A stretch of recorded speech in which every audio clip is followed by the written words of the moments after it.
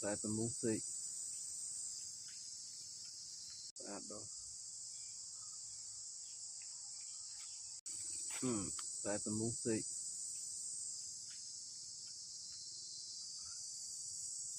là chưa ra pin đàm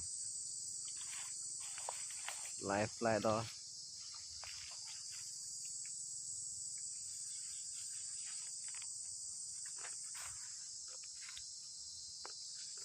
lại nước chơi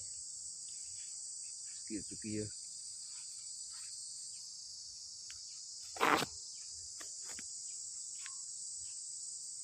còn tay lại tầm mung xị này hộp bàn tế hộp mạnh full tới lại lỏ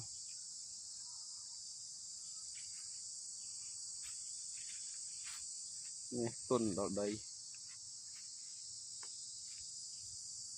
lại tuần vào đây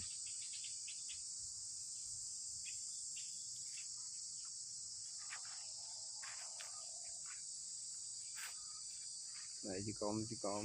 đó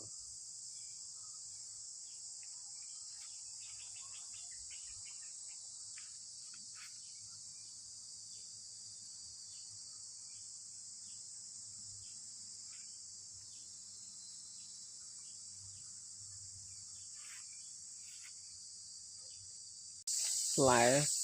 trộm mung xị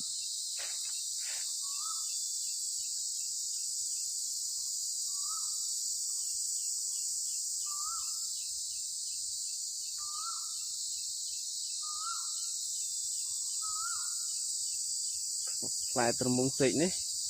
cứ hộp ắt bàn để full và sân để dương hộp full